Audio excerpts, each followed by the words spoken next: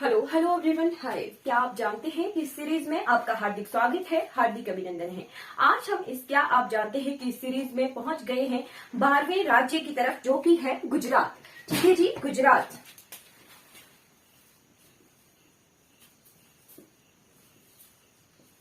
आज हम गुजरात के बारे में A to Z completely cover करने वाले हैं। ठीक है जी, और गुजरात एक इम्पोर्टेंट राज्य हो जाता है। ठीक है, तो गुजरात के बारे में जितनी इंफॉर्मेशन है उसे आप कॉपी पेन लेके जो है जरूर जरूर नोट कीजिएगा।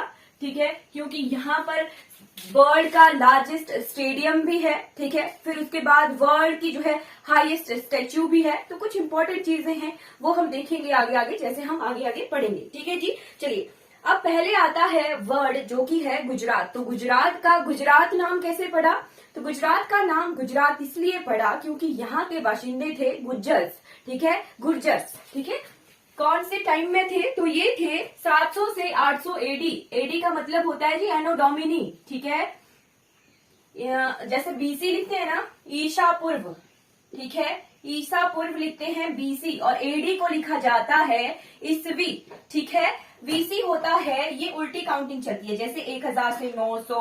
ठीक है, 873 से 739, ये उल्टा चलता है, before the birth of Christ. ठीक है, ईसा पूर्व इस तरह से लिखा जाता है। और जो ईस्वी वाला पोर्शन है एडी, उसको हम सीरीज में लिखते हैं। ठीक है, जैसे चला है, जैसे ये 700 से 800। ठीक है, जैसे आजकल हम लिख देंगे 2001 से 2023। ठीक है, तो ये एडी इस तरह से चलता है, एनो डोमिनी से कहा जाता है, हिंदी में ईस्वी लिखा जाता है। ठीक है, तो 700 से 800 ईस्वी में जो है यहाँ के बाशिंदे थे, कौन थे? यहाँ पर रूल करते थे जिनका नाम था गुर्जर्स। ठीक है, गुर्जर्स। ठीक इन्हीं के रूल करने की वजह से, गुर्जरों के रूल करने की वजह से जो है यहाँ का नाम गुजरात पड़ा। ठीक है, इतनी सी चीज क्लियर हो गई कि यहाँ का नाम गुजरात क्यों पड़ा। ठीक, उसके बाद अब गुजरात और महाराष्ट्र हम साथ साथ में पढ़ेंगे। ठीक है, क्योंकि गुजरात और महाराष्ट्र जो है ये एक साथ बने हैं। ठीक है, एक साथ बने थे, क्यों? क्योंकि एक आंदोलन हुआ था किसके द्वारा? गुजराती स्पीकिंग पीपल्स और मराठी स्पीकिंग पीपल्स के बीच में। जो गुजराती बोलते थे और जो लोग मराठी बोलते थे, उन्होंने जो है अपने अलग अलग राज्य बनाने के लिए जो है आंदोलन किया था।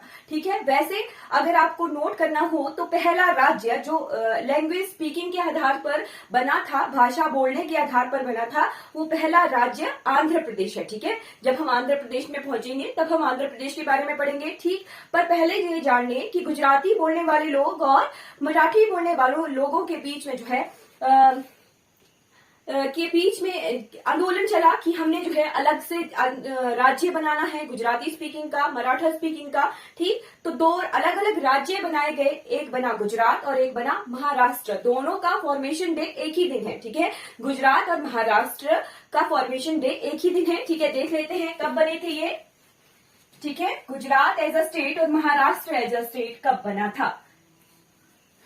ठीक, तो गुजरात एज अ स्टेट बना था हमारे पास 1 मई 1960 को। ठीक है, 1 मई 1960 को जो है गुजरात राज्य की स्थापना की थी।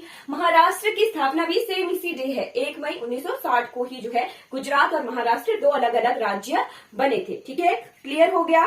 ठीक, कैपिटल है इसकी गांधीनगर।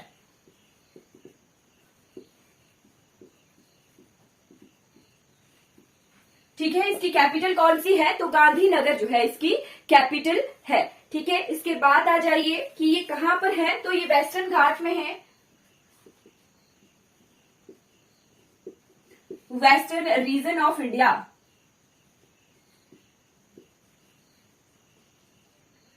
ठीक है, क्लियर हो गया? वेस्टर्न रीजन में है, पश्चिम की तरफ है, भारत के पश्चिम की तरफ है। ठीक, उसके बाद आ जाइए कि ये किस किस के लिए जाना जाता है नोन फॉर में। ठीक है, तो ये जाना जाता है ज्वेल ऑफ वेस्टर्न इंडिया के नाम से। ठीक है, ज्वेल ऑफ वेस्टर्न इंडिया, पश्चिमी भारत का जो है आभूषण कहा जाता है गुजरात को।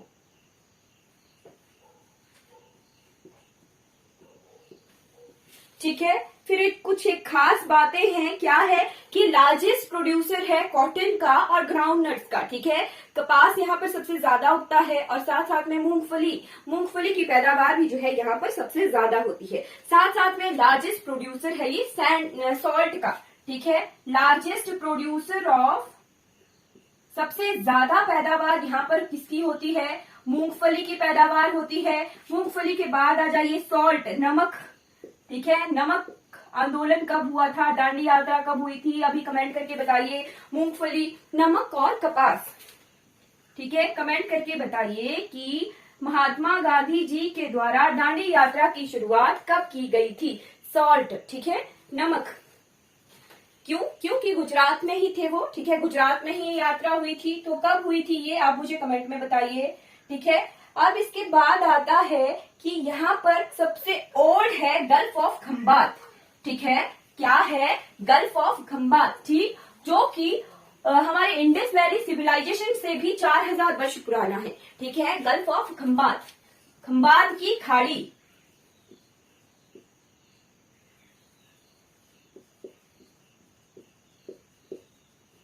ठीक है। इंडस वैली सिविलाइजेशन, अब इसे हड़प्पा सिविलाइजेशन कहा जाता है, ठीक है। हड़प्पा सिविलाइजेशन कहा जाता है, हड़प्पा सभ्यता। तो ये लगभग 4000 वर्ष पहले का है, ठीक है, गल्फ ऑफ खंबात, ठीक। चलिए अब आ जाते हैं, ये तो नॉर्मल सी चीज आ गई। फिर एक और चीज आती है कि इसकी जो कोस्ट लाइन है ना, तटीय रेखा, वो सबसे ज्यादा है पूरे भारत में, लगभग जो है 1650 किलोमीटर के आसपास जो है। क्लास को 10 से स्टार्ट थी एचपी टेट, ये एचपी टेट की क्लास नहीं है, ये हमारी इंडियन जीके की क्लास है एचपी टीजीटी के लिए, ठीक है। 10 बजे से हमारी एचपी टेट की क्लास है, आप इंडियन जीके की क्लास अभी पढ़ सकते हो, ठीक है, ठीक है। एचपी टेट की क्लासेस हमारी 10 बजे से हैं, ठीक है। शाम को मैं एचपी जीके में मिलूंगी आपको, शाम को 9:15 बजे, ठीक है। अभी आप इंडियन जीके में गुजरात पढ़ना चाहते हो तो आप पढ़ लो, ठीक है। ये आप पर डिपेंड करता है कि आपने पढ़ना है, ठीक है जी। चलिए हम क्या पढ़ रहे थे, अभी हम पढ़ रहे थे गवर्नर, ठीक है। तो गवर्नर कौन कौन थे, पहले गवर्नर, गुजरात के पहले गवर्नर कौन थे। तो गुजरात के पहले गवर्नर थे श्री मेहंदी नवाज जंग जी। कौन थे, श्री मेहंदी नवाज जंग जी,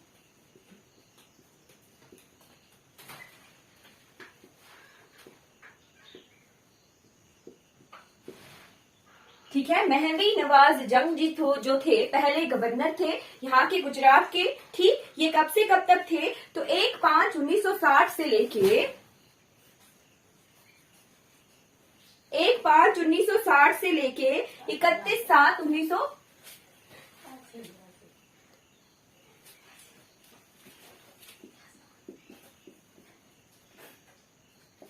1/5/1960 से लेके 31/7/1961 तक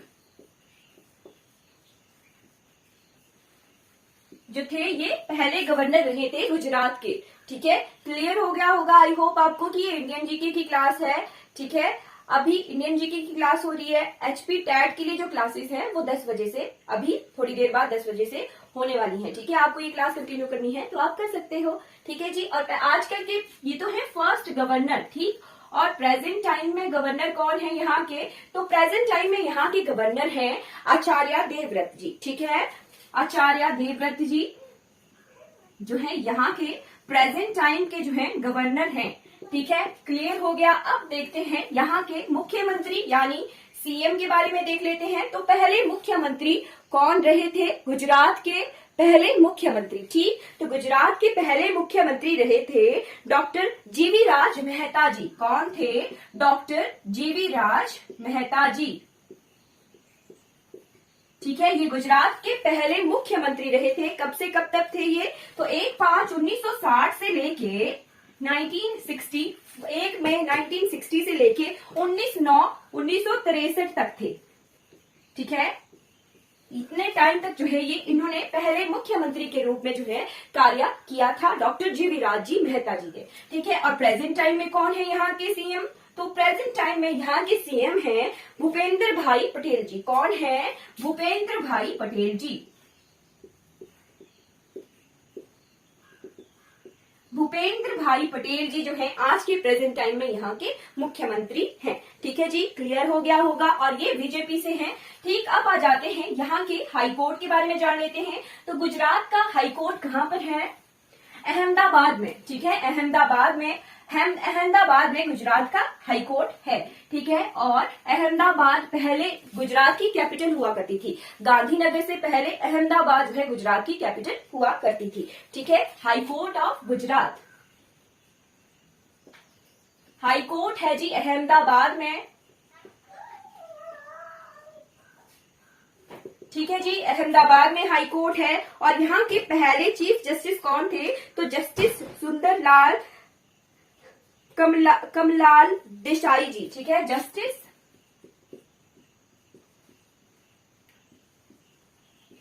सुंदरलाल श्री कमलाल देसाई, ये जो थे पहले चीफ जस्टिस के रूप में इन्होंने कार्य किया था अहमदाबाद हाई कोर्ट में। और प्रेजेंट टाइम में यहाँ की चीफ जस्टिस कौन है, तो प्रेजेंट टाइम में यहाँ की चीफ जस्टिस हैं जस्टिस सुनीता अग्रवाल जी। कौन है, जस्टिस सुनीता अग्रवाल, ठीक है, ये प्रेजेंट टाइम में यहाँ की जो है चीफ जस्टिस हैं, ठीक है। ये क्लियर हो गया हाई कोर्ट के बारे में। कहाँ है हाई कोर्ट, तो अहमदाबाद में है। और फर्स्ट चीफ जस्टिस हमारे रहे थे सुंदरलाल श्री कमलाल देसाई जी, ठीक है, पहले chief justice Ahmedabad high court के। और प्रेजेंट टाइम में यहाँ की चीफ जस्टिस हैं जस्टिस सुनीता अग्रवाल जी, ठीक है। आई होप आपको इतना जो है क्लियर हो गया होगा, ठीक है। अब देख लेते हैं गुजरात का एरिया, ठीक है, गुजरात का एरिया देख लेते हैं, ठीक, area of Gujarat, geographical area, ठीक है। ज्योग्राफिकल एरिया कितना है यहाँ का, तो 1,96,024 किलोमीटर स्क्वायर, इतना जो है गुजरात का एरिया है। अगर मील में लिखा जाए तो मील में है 75,685 मील स्क्वायर जो है एरिया है गुजरात का, ठीक है। और यहाँ पे कितने वन है, तो फॉरेस्ट एरिया कितना है, फॉरेस्ट एरिया है जी 21,909 किलोमीटर स्क्वायर जो है फॉरेस्ट एरिया है गुजरात का, ठीक है। क्लियर हो गया। अब एरिया के हिसाब से जो है गुजरात का कितना रैंक है,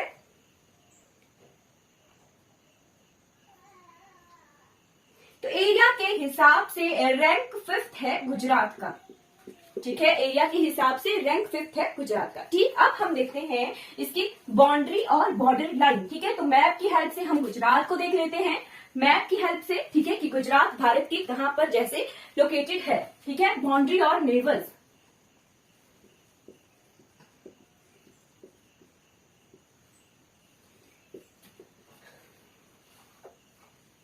इस तरफ को हमारा राजस्थान है, ठीक है, इस तरफ ये हमारा गुजरात का मैप है, ये इस तरह से गुजरात का मैप कुछ इस तरह से है ना। चलिए, गुजरात में कहां कहां कौन कौन से पड़ोसी हैं, ठीक। तो यहाँ पर इस जगह ये पाकिस्तान के साथ बाउंड्री लगाता है, ठीक है, पाकिस्तान, ठीक। यहाँ को है राजस्थान, ठीक है। ये जो पोर्शन है हमारा ये मध्य प्रदेश का है, ठीक है, मध्य प्रदेश। और ये है महाराष्ट्र, ठीक है, महाराष्ट्र के साथ सीमा साझा करता है। और इस तरफ है अरब सागर, ठीक है जी, अरब सागर है इसके पश्चिम की तरफ, ठीक है। और ये नॉर्थ वेस्ट की तरफ हमारा पाकिस्तान है, नॉर्थ की तरफ राजस्थान है हमारे गुजरात का पड़ोसी, ठीक। और ईस्ट की तरफ मध्य प्रदेश है और साउथ ईस्ट की तरफ महाराष्ट्र है, ठीक है। क्लियर हो गया। और ये जो दो जगहें हैं, ये वाला पोर्शन और ये वाला पोर्शन, ये कहलाता है कच्छ की खाड़ी, ठीक है, कच्छ की खाड़ी, ठीक है, गल्फ ऑफ कच्छ। मैंने स्टार्टिंग में बताया था कि गल्फ और बे में क्या फर्क होता है, ठीक है। जो ओपनिंग होती है ना, ओपनिंग, ठीक, वो नैरो अगर हो या नैरो और ब्रॉड का फर्क था, ठीक है। बे की जो ओपनिंग होती है वो बहुत ओपन होता है, ठीक है। और जो कच्छ होता है उसकी ओपनिंग, गल्फ होता है उसकी ओपनिंग जो है नैरो होती है, ठीक। बस इतना सा फर्क है गल्फ और बे में, ठीक है। हिंदी में दोनों को खाड़ी ही कहा जाता है, ठीक है। यहाँ पे कच्छ की खाड़ी है और यहाँ पे खंबात की खाड़ी है,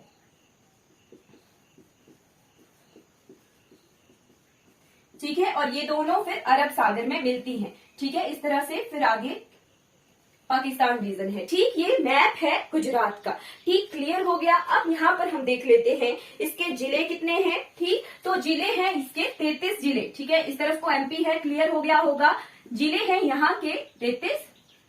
ठीक है, 33 जिले हैं। 33 जिलों के बाद यहाँ पे विधानसभा की कितनी सीटें हैं, राज्यसभा की कितनी सीटें हैं और लोकसभा की कितनी सीटें हैं। ठीक है, तो विधानसभा की यहाँ पर जो है 182 सीटें हैं। ठीक है, राज्यसभा की यहाँ पर कितनी सीटें हैं, तो 11 सीटें राज्यसभा की हैं। और लोकसभा की कितनी सीटें हैं, तो लोकसभा की यहाँ पर जो है 26 सीटें हैं। ठीक है, क्लियर हो गया। ये कुछ आंकड़े हैं जिले के, विधानसभा सीटों के, राज्यसभा सीटें और लोकसभा सीटें हैं गुजरात की। ठीक है, क्लियर हो गया होगा। ये हमने नेबर्स भी देख लिए। ठीक है, बाउंड्री किस किस के साथ लगाता है गुजरात, वो भी हमने जो है क्लियर कर लिया। अब हम बढ़ जाते हैं 2011 की जनगणना के अनुसार आंकड़े। ठीक है, गुजरात के 2011 की जनगणना के अनुसार क्या आंकड़े हैं। ठीक है, आई होप आपने देख लिया होगा, मैं मिटा रही हूं। ठीक है,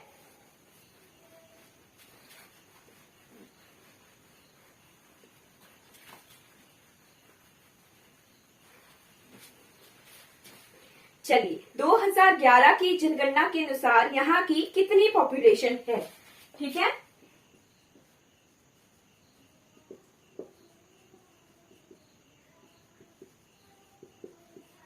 हमारे पास अभी तक अवेलेबल आंकड़े 2011 की जनगणना के ही हैं, तो हम उसी के हिसाब से पढ़ते हैं। ठीक है, तो यहाँ की पॉपुलेशन इतनी है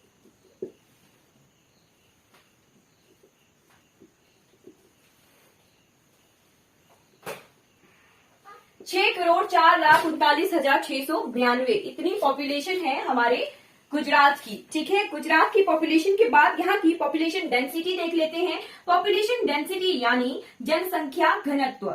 जनसंख्या घनत्व कितना है, जनसंख्या घनत्व का अर्थ होता है कि प्रति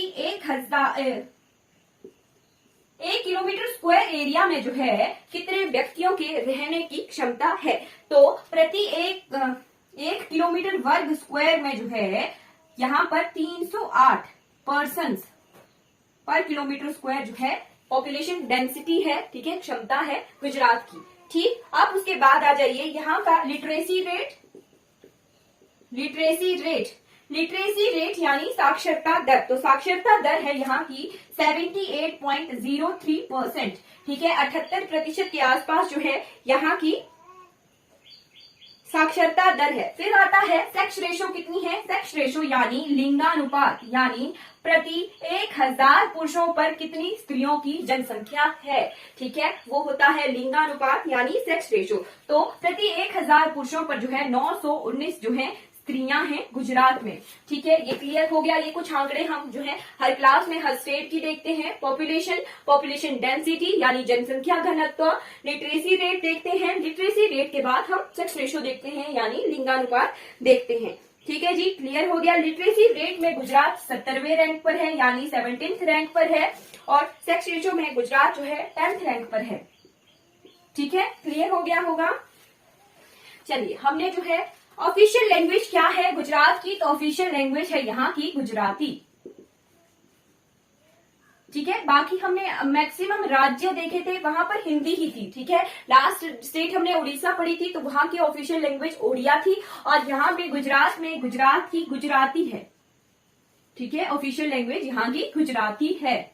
ठीक है, क्लियर हो गया, गुजराती यहाँ की ऑफिशियल लैंग्वेज है। ठीक, अब हम जो है आगे आर्ट एंड कल्चर की तरफ बढ़ जाएंगे। ठीक है जी, ये कुछ आंकड़े हमने 2011 की जनगणना के देख लिए।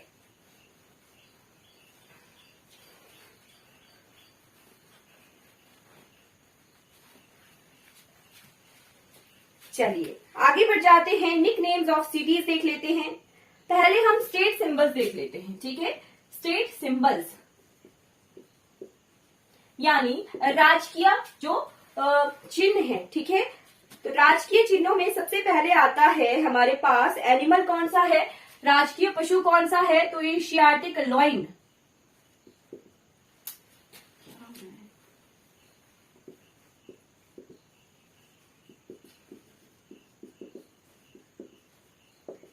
एशियाटिक लॉइन जो है यहाँ का राजकीय पशु है। ठीक है, कहाँ पर पाया जाता है? मैक्सिमम गिरनार के जो जंगल हैं, पहाड़ियां हैं, वहां पर ये एशियाटिक लॉइन जो है पाया जाता है। और वर्ड कौन सा है? तो बहुत सुंदर पक्षी है यहाँ का ग्रेटर फ्लेमिंगो, जो पिंक पिंक कलर का पक्षी हम देखते हैं कई जगहों पर। ठीक है, वो फ्लेमिंगो देखते हैं, वही ग्रेटर फ्लेमिंगो जो है यहाँ का, हिंदी में भी इसे फ्लेमिंगो ही कहते हैं। ठीक है, ग्रेटर फ्लेमिंगो जो है यहाँ का राजकीय पक्षी है। ठीक है, पक्षी के बाद यहाँ पर फ्लावर कौन सा है?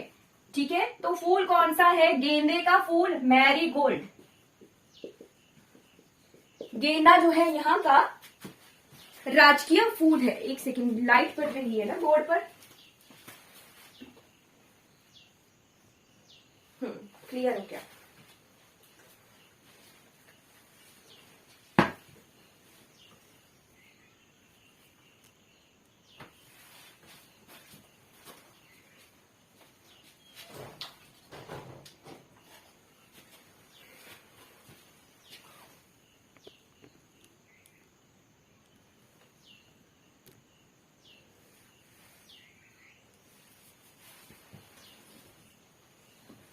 ठीक, मैरीगोल्ड गेंदा जो है यहाँ का राजकीय फूल है। ठीक है, राजकीय फूल के बाद फ्रूट कौन सा है? तो मैंगो है।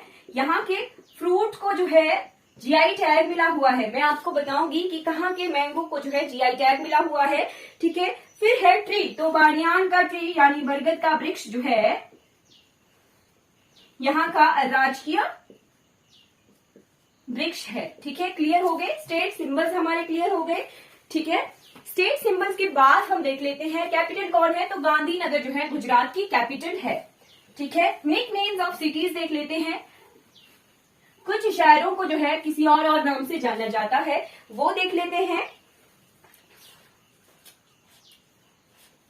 ठीक है, तो गुजरात के गांधीनगर को कहा जाता है ग्रीन सिटी। ठीक है, किस नाम से जाना जाता है? ग्रीन सिटी के नाम से जाना जाता है गुजरात के गांधीनगर को। ठीक है, गांधीनगर के बाद आता है पालनपुर। पालनपुर,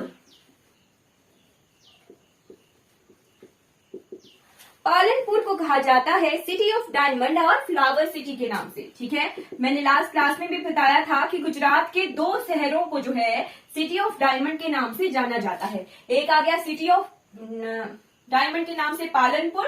ठीक है, और एक सूरत है। यहाँ पे बहुत बड़े बड़े हीरे के व्यापारी हैं गुजरात के। ठीक है, ठीक, पालनपुर, पालनपुर के बाद अहमदाबाद।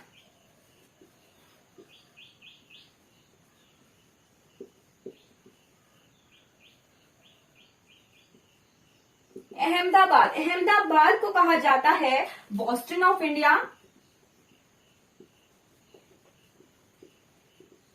बोस्टन ऑफ इंडिया के बाद मैनचेस्टर ऑफ इंडिया के नाम से भी जाना जाता है।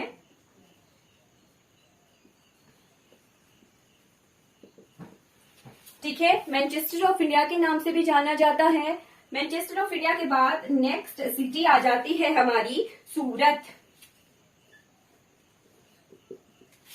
ठीक, तो सूरत आ गई सेकेंड कैपिटल, सेकेंड सिटी, जिसे सिटी ऑफ डायमंड के नाम से जाना जाता है। ठीक है, सिटी ऑफ डायमंड या डायमंड सिटी। ठीक, सिटी ऑफ डायमंड या डायमंड सिटी के बाद टेक्सटाइल सिटी ऑफ इंडिया। ठीक है, सूरत के कपड़े बहुत फेमस हैं। Textile capital of India.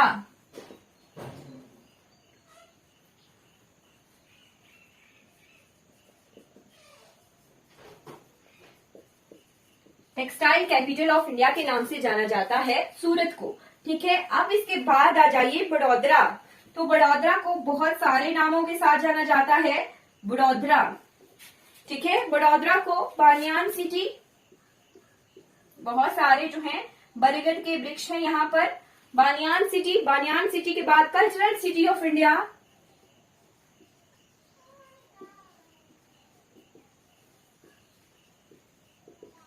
Cultural city of India के बाद सयाजी नगरी। ठीक है, सयाजी नगरी। सयाजी नगरी के बाद world capital of garba. Garba बहुत फेमस है यहाँ का। ठीक है, यहां लिख लेती हूं बड़ौदरा। ठीक है, world capital of garba. Garba जो डांस होता है ना वो, ठीक है। वर्ल्ड कैपिटल ऑफ गरबा के नाम से बड़ौदा को जाना जाता है। वर्ल्ड वाइड जो है गरबा के लिए फेमस है गुजरात का बड़ौदा शहर, ठीक है। आई होप आपने ये चीजें नोट कर ली होंगी, ठीक है।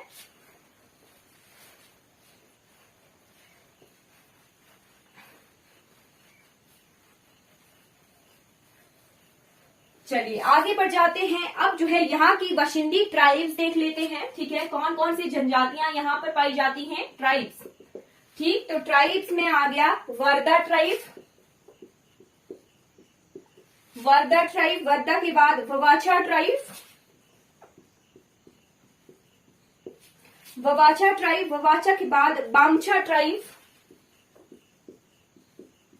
बामछा ट्राइब, बामछा के बाद भवाद ट्राइब, भवाद ट्राइब के बाद भील और चरण। ये जो जनजातियां हैं ये गुजरात में मिलती हैं, ठीक है। अब आता है गुजरात के मेन जो फोक डांसेस हैं, ठीक है, डांस फॉर्म्स, ठीक। तो गुजरात में फेमस डांस फॉर्म्स कौन सी हैं? सबसे पहले हमने अभी देखा था गरबा, गरबा के बाद डांडिया। दो ऐसी डांस फॉर्म हैं जो बहुत फेमस है, ठीक है, गरबा और डांडिया, ठीक है। अब देख लेते हैं यहाँ के इंपॉर्टेंट रीजनल फेस्टिवल, जो त्योहार यहाँ पर मनाए जाते हैं, ठीक है। रीजनल फेस्टिवल,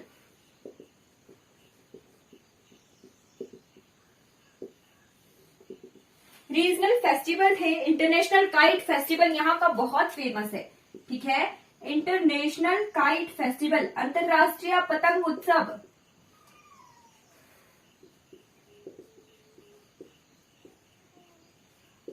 ठीक है। International kite festival, Modhera dance, ठीक है, मोडेरा डांस फेस्टिवल,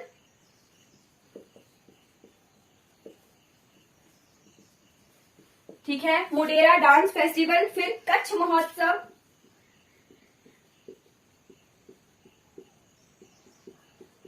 कच्छ महोत्सव के बाद आ जाइए भावनाथ महादेव फेयर,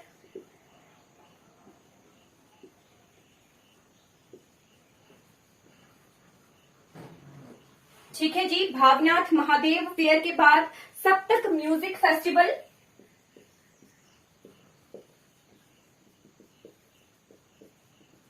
सप्तक म्यूजिक फेस्टिवल, सप्तक म्यूजिक फेस्टिवल के बाद जन्माष्टमी यहाँ पर बहुत धूमधाम से मनाई जाती है, जन्माष्टमी। जन्माष्टमी के बाद भद्र पूर्णिमा फेयर, ठीक है, भद्रा पूर्णिमा फेयर,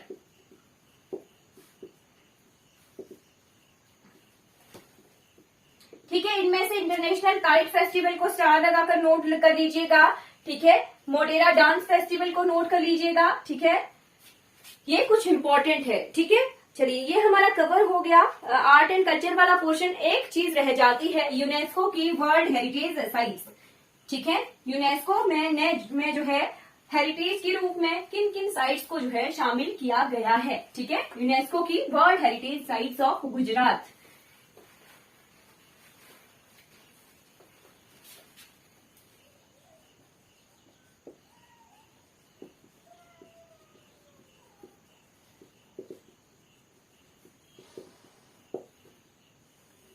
यूनेस्को की वर्ल्ड हेरिटेज साइट्स, ठीक। तो सबसे पहले है रानी की वाव, रानी की बावड़ी, ठीक। आपने कमेंट में बताना है, ठीक, कि रानी की वाव जो है कौन से जो भारतीय नोट होता है ना, इंडियन करेंसी नोट, उसके पीछे बनी हुई है रानी की वाव, ठीक है। कमेंट में बताइए कि रानी की वाव जो है, बावड़ी जो है, कौन से भारतीय नोट के पीछे बनी हुई है, ठीक है। ये एक तरह का स्टेप वेल है, ठीक है, कुआं है, ठीक है, पौड़ियों के साथ बना हुआ। कब ये बना था? तो 11वीं सेंचुरी, 11th सेंचुरी एडी के आसपास का ये बना हुआ है, ठीक है, रानी की वाव, ठीक। आपने कमेंट में बताना है कि रानी की बावड़ी जो है कौन से भारतीय नोट, करेंसी नोट के पीछे बनी हुई है, ठीक। फिर है हिस्टोरिक सिटी अहमदाबाद,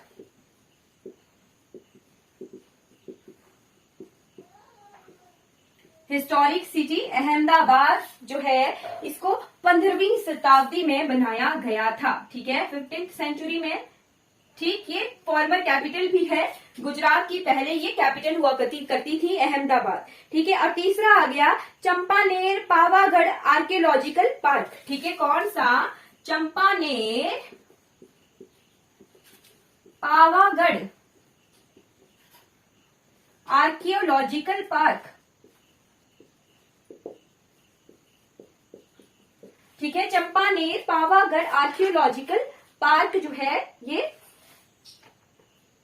है हमारा next UNESCO world heritage site. ठीक है, और ये कब से कब तक बना था? तो ये 6वीं शताब्दी से लेके 14वीं शताब्दी तक ये बनाए गए थे। ठीक है, चलिए ये 3 आ गई UNESCO world heritage sites Gujarat की। ठीक है, रानी की वाव, हिस्टोरिकल सिटी ऑफ अहमदाबाद और चंपानेर पावागढ़ आर्कियोलॉजिकल पार्क। आपके लिए होमवर्क रहा रानी की वाव कौन से करेंसी नोट के पीछे है। ठीक है, कल की क्लास में मैं पूछूंगी। ठीक है जी, लास्ट क्लास में मैंने बताया था सन टेम्पल कोणार्क जो है हमारे 10 रुपी नोट के पीछे बना हुआ है। ठीक है, सन टेम्पल कोणार्क 10 रुपए का नोट जो है उसके पीछे है। रानी की वाव कौन से नोट के पीछे है? क्या वो चलता है अब या बंद हो गया है? ये भी क्वेश्चन आ सकता है। ठीक, अब बढ़ जाते हैं हम एग्रीकल्चरल प्रोडक्ट की तरफ। ठीक है, क्योंकि गुजरात जो है यहाँ पर काली मिट्टी भी पाई जाती है, तो यहाँ पर कपास की पैदावार भी होती है। ठीक है, agricultural product, agricultural product of Gujarat. ठीक, एग्रीकल्चरल प्रोडक्ट है, यहाँ पर बाजरा उगाया जाता है, बाजरा, ज्वार उगाया जाता है, ज्वार के बाद राइस, बीट। ठीक है, उसके बाद कॉटन। मैंने बताया कि यहाँ पर जो है काली मिट्टी भी होती है तो कॉटन की पैदावार भी होती है। ठीक है, ग्राउंडनट हमने देखा था कि सबसे ज्यादा पैदावार मूंगफलियों की। ठीक है, मूंगफली की सबसे ज्यादा पैदावार पूरे भारतवर्ष में जो है गुजरात में होती है। ठीक है, फिर शुगर केन भी यहाँ कहीं कुछ जगहों पर उगाया जाता है, यानी गन्ना। ठीक है, शुगर केन के बाद क्यूमिन, जीरा उगाया जाता है कुछ क्षेत्रों में। ठीक, मैंगोज, सबसे ज्यादा पैदावार होती है मैंगोज की यहाँ पर, और बनाना, कुछ क्षेत्रों में जो है केले के फ्रूट भी उगाए जाते हैं। ये कुछ एग्रीकल्चरल प्रोडक्ट हैं हमारे गुजरात के। ठीक, अब हम देखते हैं नेशनल पार्क्स की तरफ बढ़ जाते हैं। ठीक है, राष्ट्रीय उद्यान कौन कौन से हैं गुजरात के? आई होप आप साथ साथ में ही नोट करें, क्योंकि मैं लिख रही हूँ और बिठा रही हूँ, जैसे जैसे मैं बोलती हूँ वैसे वैसे आप जो है नोट कर लीजिए। ठीक है, नेशनल पार्क्स।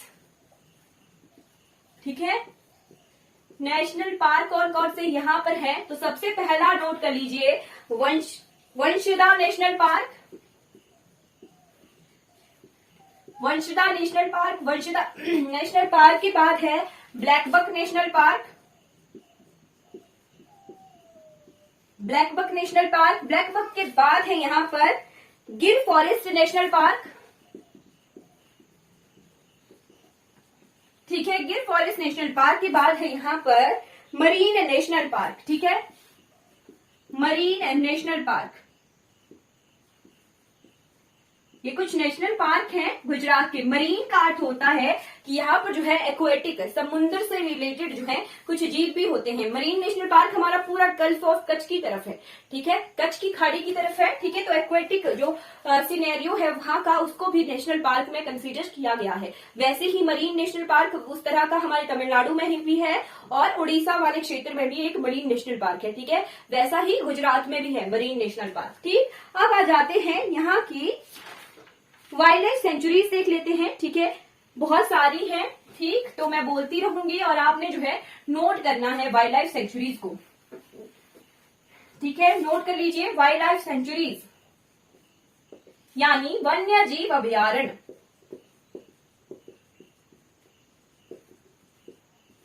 ठीक है, तो सबसे पहला है बलराम अंबोज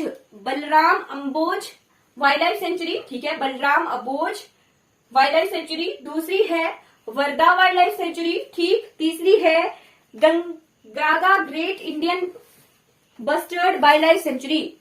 ठीक है, Gaga great Indian bustard wildlife sanctuary. ठीक, उसके बाद है गिर वाइल्ड लाइफ सेंचुरी, फिर है गिरनार वाइल्ड लाइफ सेंचुरी। गिर अलग है और गिरनार अलग से है।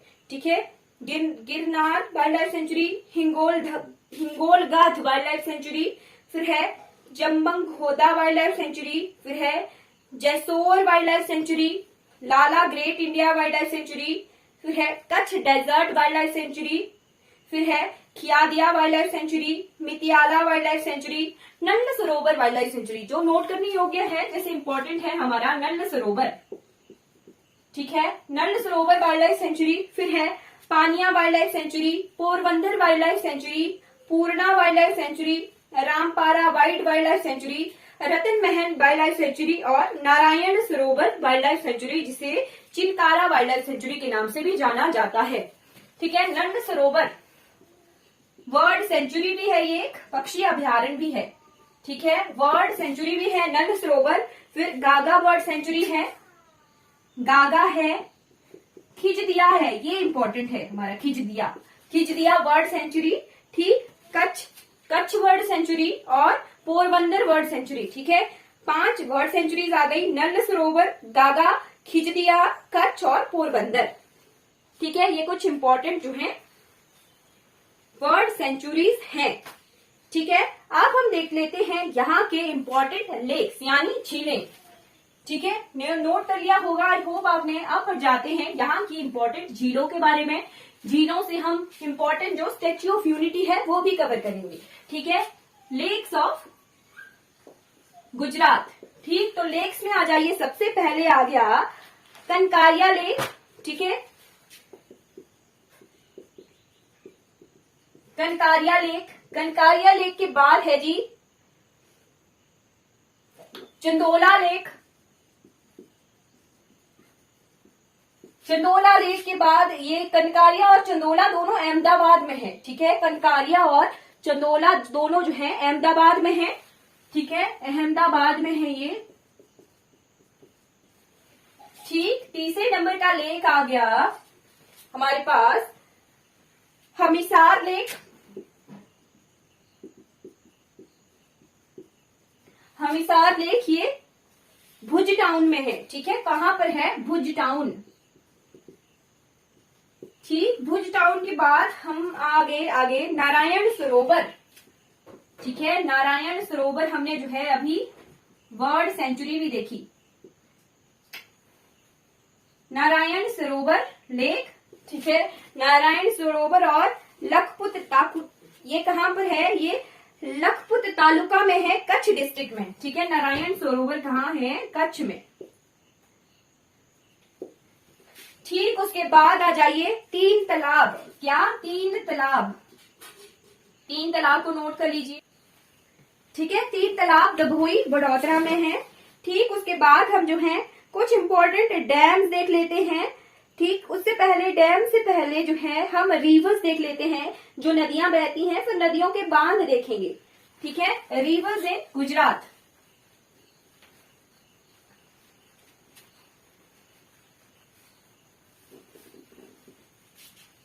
रिवर्स, तो नदियां कौन कौन सी बहती हैं यहाँ पर इंपॉर्टेंट। यहाँ की सबसे पहली इंपॉर्टेंट रिवर आप नोट कर लीजिए, माही नदी। माही नदी 2 बार जो है कर्क रेखा को काटती है, ट्रॉपिक्स ऑफ कैंसर को 2 बार जो है माही नदी काटती है। ठीक है, माही के बाद सरस्वती, सरस्वती के बाद बनास नदी, बनास के बाद आ जाइए साबरमती नदी। कुछ इंपॉर्टेंट रिवर्स हम कवर भी कर चुके हैं, जो नहीं कवर हुई हैं वो हम देख रहे हैं। साबरमती के बाद दमन गंगा, दमन गंगा के बाद भोगवा रिवर। भोगवा जो है साबरमती की सहायक नदी है। ठीक है, भोगवा रिवर। भोगवा के बाद तापी नदी, तापी के बाद नर्मदा नदी। ठीक है, नर्मदा नदी के ऊपर बना हुआ है सरदार सरोवर डैम। ठीक है, अभी हम देखेंगे डैम, जिसके बाद वाला क्वेश्चन है।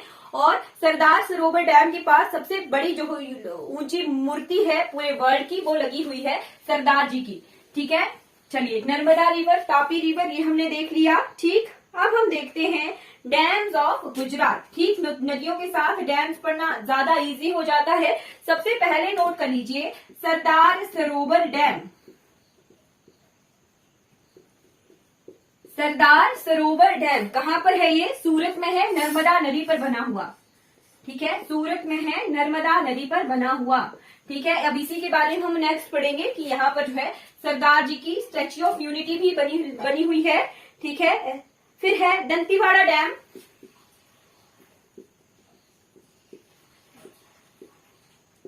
दंतीवाड़ा डैम बनास नदी पर है। ठीक है, दंतीवाड़ा डैम के बाद आ जाइए उकाई डैम। उकाई जो है बहुत इंपॉर्टेंट जल विद्युत परियोजना भी है। ठीक है, उकाई सूरत में है और तापी रिवर पर है ये। ठीक, नर्मदा और तापी दोनों जो है वेस्ट फ्लोइंग रिवर्स हैं, हमारी पश्चिम की तरफ बहने वाली नदियां हैं। ठीक है, उकाई डैम के बाद है धरोई डैम। धरोई डैम जो है साबरमती नदी पर बना हुआ है। ठीक है, साबरमती के बाद आ जाइए पांचवा जो डैम है उसका नाम है धौली धाजा डैम। ठीक है, कौन सा? धौली धाजा डैम। ठीक है, धौली धाजा डैम ये जो बना हुआ है ये सुरेंद्र नगर डिस्ट्रिक्ट में है, भोगवा रिवर पर। ठीक है, भोगवा नदी पर है ये और सुरेंद्र नगर में है ये। ठीक है, ये कुछ इंपॉर्टेंट डैम आ गए हमारे गुजरात की। ठीक, अब हम जो है सरदार सरोवर डैम किसके ऊपर बना हुआ है? नर्मदा के ऊपर बना हुआ है। ठीक है, इसके बारे में कुछ इंपॉर्टेंट इंफॉर्मेशन देख लेते हैं। तो सरदार सरोवर डैम के ऊपर बनी हुई है, उसके आसपास है स्टैच्यू ऑफ यूनिटी। ठीक है, हाईएस्ट जो स्टैच्यू है पूरे वर्ल्ड का। ठीक है, सबसे ऊंचा स्टैच्यू है ये पूरे वर्ल्ड का। ठीक है, कितने मीटर इसकी हाइट है? तो लगभग जो है 182 मीटर जो है इसकी हाइट है।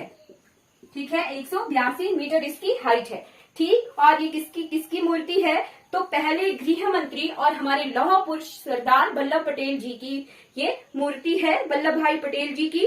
कब ये एस्टेब्लिश की गई थी? तो उनकी 143वीं जयंती पर जो है इसको एस्टेब्लिश किया गया था। कब? 31 अक्टूबर 2018 को। ठीक है, 31 अक्टूबर 2018 को जो है वल्लभ भाई पटेल जी की 143वीं जयंती पर जो है उनकी 182 मीटर ऊंची मूर्ति को जो है as a name Statue of Unity का नाम देके जो है सरदार सरोवर डैम जो कि सूरत में है, नर्मदा नदी पर बना हुआ है, उस पर जो है इसको एस्टेब्लिश किया गया था।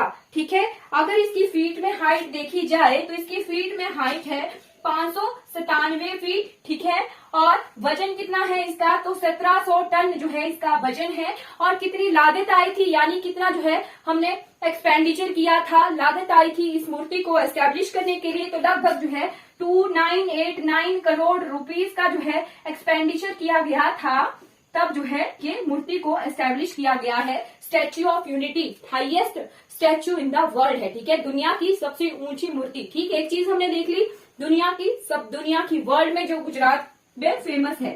ठीक है, सेकंड भी हम देखेंगे largest stadium of the world. ठीक है, दुनिया का सबसे बड़ा क्रिकेट स्टेडियम भी हमारे गुजरात में ही है। ठीक है, नोट कर लिया होगा। आई होप आपने इतनी इंफॉर्मेशन को। ठीक है, और एक चीज रह जाती है कि इस मूर्ति के जो है थे डिजाइनर कौन थे? ठीक है, तो इसके मूर्ति के डिजाइनर थे, यहां लिखती हूं मैं, पद्म विभूषण।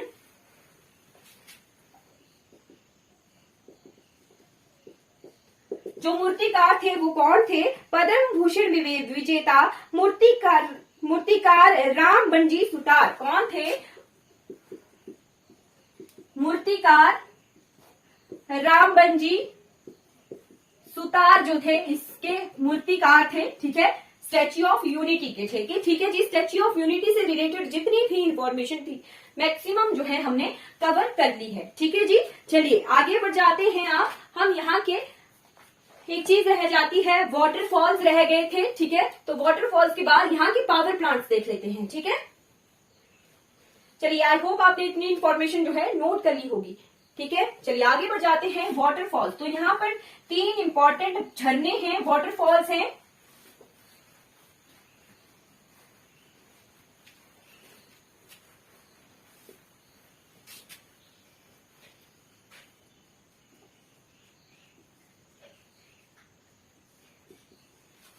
वाटरफॉल्स हैं यहाँ के 3, गिरा वाटरफॉल्स, गिरा फॉल्स, गिरा फॉल्स के बाद जामजिर वाटरफॉल्स, जलप्रपात इन्हें कहा जाता है हिंदी में, जामजिर के बाद गिरमान वाटरफॉल्स। ठीक है, ये इंपॉर्टेंट झरने हैं। ठीक, अब हम देख लेते हैं यहाँ के पावर प्लांट्स। ठीक, जो इंपॉर्टेंट पावर प्लांट्स है, यहाँ पर 3 तरह के पावर प्लांट्स हैं। ठीक है, 2 ही तरह के हैं, हाइड्रो पावर और न्यूक्लियर पावर। ठीक है, थर्मल पावर यहाँ पर नहीं है। ठीक, तो पावर प्लांट्स ऑफ गुजरात। ठीक है, पावर प्लांट्स में सबसे पहले आगे हाइड्रो पावर प्लांट्स। ठीक है, पन बिजली, पानी से उत्पन्न की जाने वाली बिजली। ठीक, तो सबसे पहला है Kadana hydroelectric power station, Mahisagar में है ये। ठीक है, Kadana hydroelectric power station, ये महिसागर जगह पर है। ठीक है, फर्स्ट आ गया। सेकंड आ गया हमारे पास सरदार सरोवर कैनल,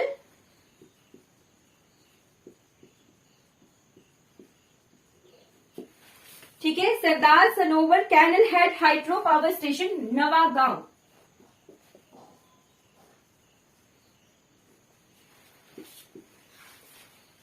ठीक, उसके बाद मैंने बताया था उकाई। उकाई बहुत इंपॉर्टेंट जो है हाइड्रो पावर प्रोजेक्ट है गुजरात का, ये सूरत में है। ठीक है, उकाई हाइड्रो पावर स्टेशन ये सूरत में है। ठीक है, और 4th नंबर का आ गया, यहाँ 3 ही हाइड्रो पावर प्लांट है। ठीक है, फिर न्यूक्लियर पावर प्लांट है एक। ठीक, तो न्यूक्लियर पावर प्लांट का नाम है खाखरापार। ठीक है, खाखरापार एटॉमिक पावर स्टेशन, हमने कवर किया हुआ है ये भी। ठीक है, मैप की हेल्प से हमने जो है देखा था कि ये कहाँ पर है, तो ये व्यारा जगह पर है। खाखरापार ये व्यारा जगह पर है। ठीक है, ये पावर प्लांट हमारे कवर हो गए। ठीक, उसके बाद यहाँ पर थर्मल नहीं है, पर यहाँ पर सोलर पावर है। ठीक है, तो सोलर पावर पार्क यहाँ पर 2 जगह बने हुए हैं। एक है चरनका सोलर पावर प्लांट। ठीक है, ये चरनका विलेज में है, चरनका सोलर पावर प्लांट, ये चरनका विलेज में है। ठीक है, पटन डिस्ट्रिक्ट में। और दूसरा है बिट्टा सोलर पावर प्लांट, ये कच्छ डिस्ट्रिक्ट में है। बिट्टा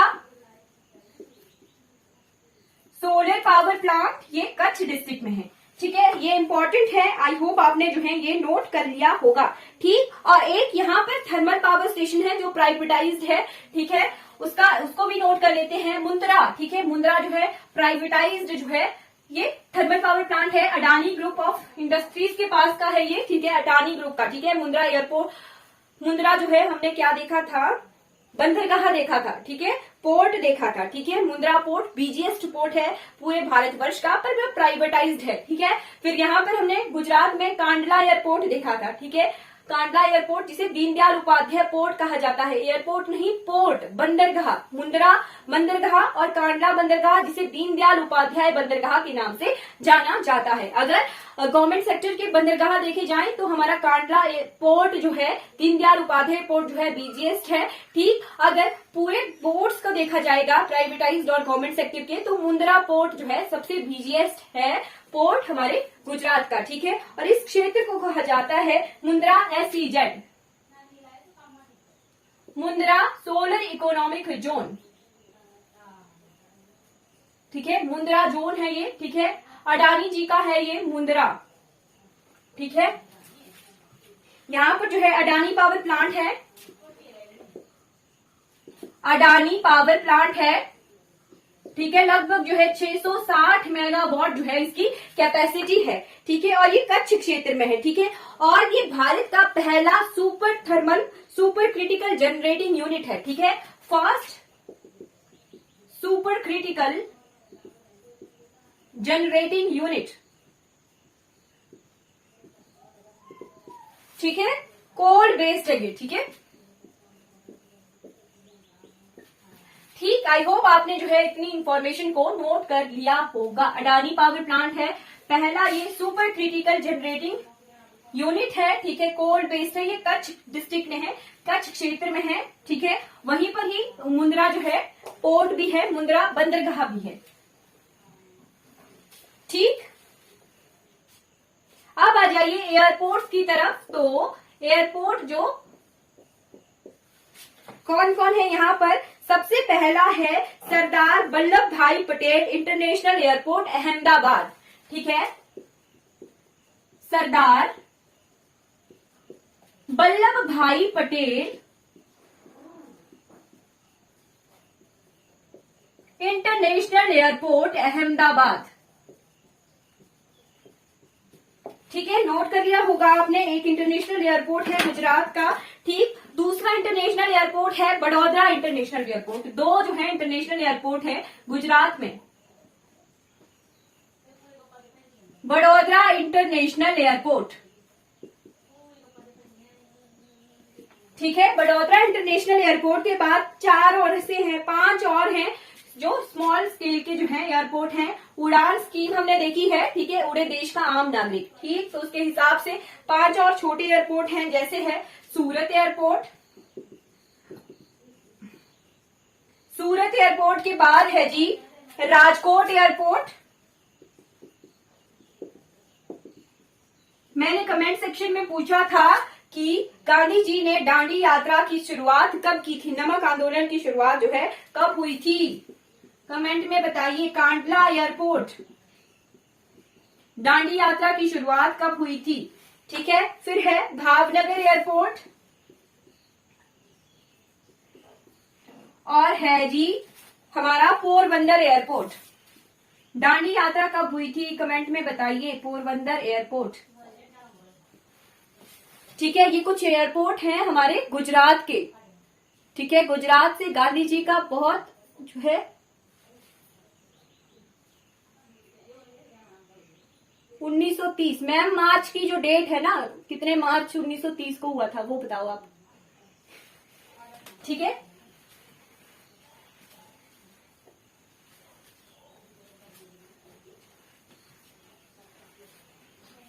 मार्च 1930 में हुई थी। कितने मार्च को जो है दांडी यात्रा की शुरुआत हुई थी? हाँ जी मैम, 12 मार्च 1930 को जो हुई थी, ठीक है। चलिए अब हम देखते हैं स्टेडियम। स्टेडियम तो गुजरात में है मोढेरा स्टेडियम, ठीक है। मोढेरा स्टेडियम जो कि लार्जेस्ट स्टेडियम है, क्रिकेट स्टेडियम है पूरे वर्ल्ड का, ठीक है। पूरी दुनिया का सबसे बड़ा स्टेडियम हमारे भारतवर्ष में है और वो कहाँ पर है? गुजरात में है। गुजरात के मोढेरा स्टेडियम जिसे कहा जाता है मोढेरा स्टेडियम। मोढेरा में तो सन टेम्पल है, ठीक है। और गुजरात के मोढेरा स्टेडियम का नाम है जी सरदार वल्लभ भाई पटेल स्टेडियम। इंटरनेशनल एयरपोर्ट का नाम भी सरदार वल्लभ जी भाई पटेल जी के नाम से है, ठीक है। फिर हमारे स्टैच्यू ऑफ यूनिटी भी सरदार पटेल जी की नाम की ही मूर्ति है, ठीक है। और फिर अब ये है मोढेरा स्टेडियम जो वर्ल्ड का लार्जेस्ट स्टेडियम है, उसका नामकरण क्या रखा गया है? तो सरदार वल्लभ भाई पटेल स्टेडियम। ये कहाँ पर है? अहमदाबाद में है, ठीक है। सरदार वल्लभ भाई पटेल स्टेडियम ये कहां पर है? अहमदाबाद में, ठीक है। अहमदाबाद में है और लार्जेस्ट स्टेडियम है ये क्रिकेट का पूरे वर्ल्ड का, ठीक है। लार्जेस्ट स्टेडियम, लगभग जो है 1 लाख लोगों के बैठने की क्षमता है यहाँ पर, ठीक है। लार्जेस्ट इन द वर्ल्ड, ठीक। तभी मैंने कहा था कि गुजरात जो है बहुत इंपॉर्टेंट हो जाता है, ठीक है। गुजरात को पढ़ना, ठीक। उसके बाद आ जाइए और कौन से स्टेडियम है यहाँ पर? तो माधवराव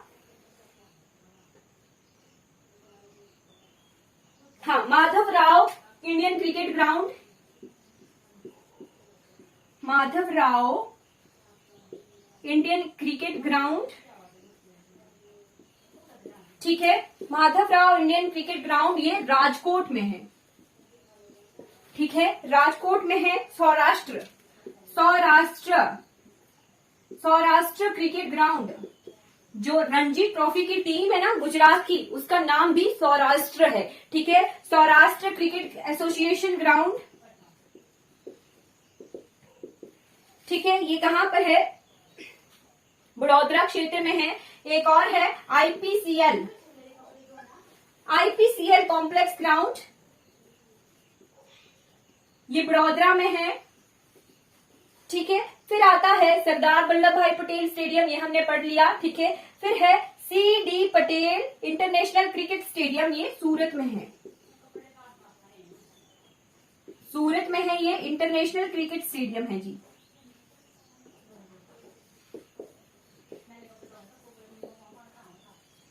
ठीक है, क्लियर हो गया।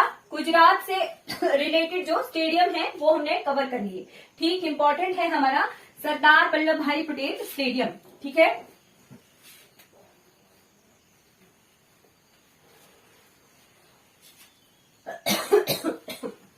सरदार वल्लभ भाई पटेल स्टेडियम में जो है इसकी इनॉग्रेशन जब हुई थी तो यहाँ पर एज अ चीफ गेस्ट कौन थे, कुछ याद है आपको? कौन आए थे यहाँ पर सरदार वल्लभ भाई पटेल स्टेडियम में? मोटेरा स्टेडियम भी इसे कहा जाता है। पहले इसका नाम मोटेरा ही था, मोटेरा स्टेडियम। ठीक है, फिर हमारे प्राइम मिनिस्टर जी ने वहां से ही इसकी जो है नामकरण किया था कि इस स्टेडियम को अब जो है सरदार वल्लभ भाई पटेल स्टेडियम के नाम से जाना जाएगा। ठीक है, कोई आइडिया है आपको कि कौन आए थे उस वक्त यहाँ पर चीफ गेस्ट? बहुत बड़ा जो है बड़े स्तर का प्रोग्राम हुआ था।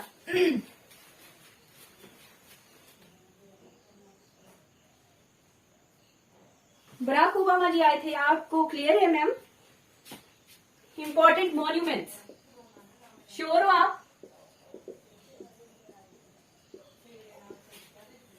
इंपॉर्टेंट मॉन्यूमेंट्स और टूरिज्म अट्रैक्शन आपके लिए होमवर्क रहा। ये आप श्योर हो कि बराक ओबामा जी आए थे या कोई और आया था? टूरिज्म अट्रैक्शन और इंपॉर्टेंट मॉन्यूमेंट्स 50% श्योर हो। ठीक है, आपके लिए होमवर्क रहा। नेक्स्ट 50% का होमवर्क रहा, आपने देखना है कि कौन हमारे इंडिया में जो है एज अ गेस्ट आए थे उस वक्त। ठीक है, सबसे पहले आ गया जी पावागढ़ फोर्ट। मोदी जी उस वक्त कहीं गए थे तो हाउडी मोदी करके प्रोग्राम हुआ था। ठीक है, फिर वही गेस्ट जो है इंडिया आए थे। ठीक है, जब मोदी जी गए थे तो हाउडी मोदी करके प्रोग्राम हुआ था। ठीक है, फिर वही गेस्ट जो है इंडिया आए थे। ठीक है, आपके लिए 50% का जो है होमवर्क है। ठीक है, फिर है जी पावागढ़ फोर्ट जो पंचमहल डिस्ट्रिक्ट में है, ये इंपॉर्टेंट मॉन्यूमेंट है। ठीक है, फिर है जी ऊपरकोट फोर्ट। ठीक है, ऊपरकोट फोर्ट के बाद आ गया दभोई फोर्ट। दभोई फोर्ट है, फिर है भुजा हिल फोर्ट।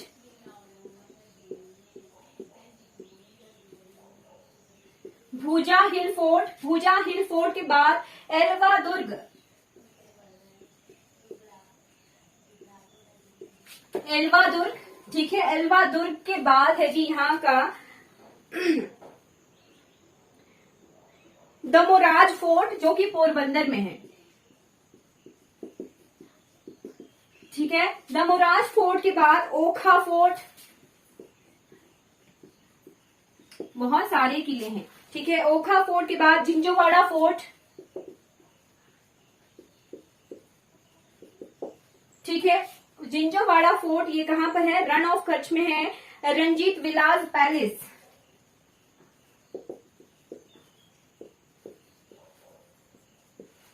रंजीत विलास पैलेस के बाद है जी राजमहल, ये अहमदाबाद में है।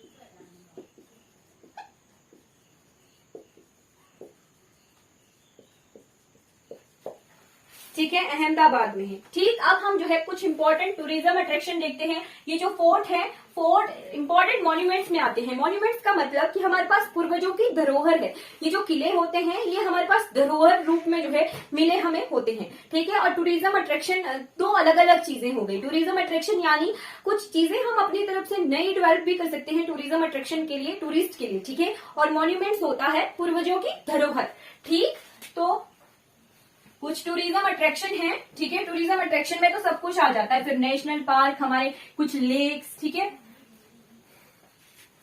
नई डेवलपमेंट भी हो जाती है। ठीक है, तो सोमनाथ टेम्पल, सोमनाथ टेम्पल का पेपर में क्वेश्चन आता है। ठीक है, सोमनाथ टेम्पल कहां पर है? हमारे पास सोमनाथ टेम्पल जो है गुजरात में है। गिर नेशनल पार्क, रानी की वाव जो है पटन डिस्ट्रिक्ट में है। लोथल, ठीक है, लोथल, लोथल क्या था? पोर्ट था, बंदरगाह था। कब का? इंडस वैली सिविलाइजेशन का, ठीक है, हड़प्पा सभ्यता का लोथल जो था बंदरगाह था, ठीक है। लोथल के बाद अहमदापुर मांडवी बीच, ठीक है, Lakshmi Vilas palace, Saputara hill station, भुज, फिर है द्वारका नगरी, द्वारकाधीश जहां पर थे, ठीक है, द्वारका नगरी जो थी श्री कृष्ण की, वो भी जो है गुजरात के कच्छ क्षेत्र में है, ठीक है। एक क्वेश्चन आता है, नोट कर लीजिए, ठीक है, क्वेश्चन आता है जैसे अयोध्या का आता है ना, अयोध्या जो है सरयू नदी के किनारे ठीक है। तो द्वारका नगरी जो है कौन सी नदी के किनारे है? तो द्वारका है गोमती नदी के किनारे। कौन सी नदी के किनारे? गोमती नदी।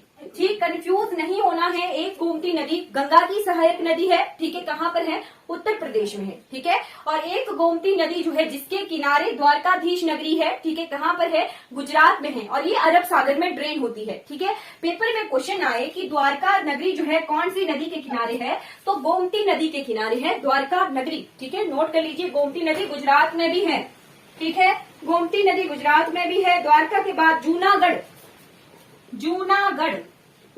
जूनागढ़ के किले, जूनागढ़ जो है पाकिस्तान के साथ बॉर्डर में लगता हुआ है गुजरात का, ठीक है। और ये इंपॉर्टेंट क्यों हो जाता है? क्योंकि पाकिस्तान ने जो है अपने मैप में जूनागढ़ को जो है शामिल कर लिया था कुछ टाइम पहले, ठीक है। तो जूनागढ़ जो है ये हाईलाइटेड रहता है, ठीक है, करंट अफेयर में। ठीक, फिर आता है कच्छ, कच्छ के बाद है पटन, ठीक है, ये इंपॉर्टेंट हो जाता है। और आपके लिए दो होमवर्क रह गए। एक आ गया मोटेरा में जो है जब इसकी इनॉग्रेशन हुई थी तो कौन एज अ चीफ गेस्ट आए थे भारत में, ठीक। और दूसरा है रानी की बाव, रानी की बावड़ी जो है कौन से भारतीय नोट के पीछे है, ठीक है, रानी की बाव। क्या वो नोट चलता है आजकल या बंद हो गया है, वो भी चीज जो है आपने पता करनी है, ठीक है। ये चीज हो गया, ये हो गया पोर्शन। अब आ जाते हैं, लास्ट टॉपिक हमारा गुजरात का रह जाता है जो कि है ज्योग्राफिकल इंडिकेशन, ठीक है, जीआई टैग्स। ठीक, बहुत ज्यादा हो गई class. GI tag,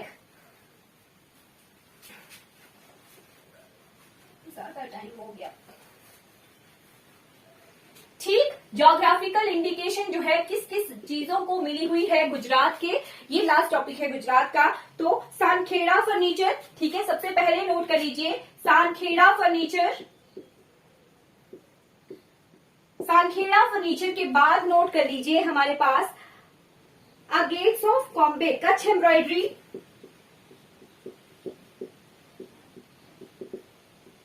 Kutch embroidery के बाद आ गया अगेट्स ऑफ कॉम्बे, ठीक है। फिर आ गया तंगालिया शॉल,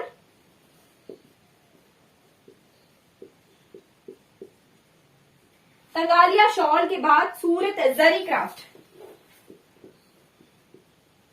सूरत का जरी क्राफ्ट, ठीक है। जरी क्राफ्ट के बाद है जी गिर का केसर मैंगो। मैंने बताया था ना मैंगो को जीआई टैग मिला हुआ है गुजरात में, तो गिर का केसर मैंगो जिसे जो है गुजरात में जीआई टैग मिला हुआ है, ठीक है, गिर केसर मैंगो। फिर है भालिया व्हीट, ठीक है, भालिया की गेहूं, ठीक। भालिया व्हीट के बाद है कच्छ के शॉज और पटन का पटोला। पटन पटोला कुछ इस तरह का गाना होता है ना, ठीक है, कहीं मैंने सुना हुआ है पटन पटोला, ठीक है। तो पटन का पटोला ये क्या है? एक वर्क है, ठीक है, पटोला वर्क है, कपड़ों पर, फैब्रिक पर ये किया जाता है पटन क्षेत्र में, पटन डिस्ट्रिक्ट है जी, ठीक है। कच्छ के शॉज,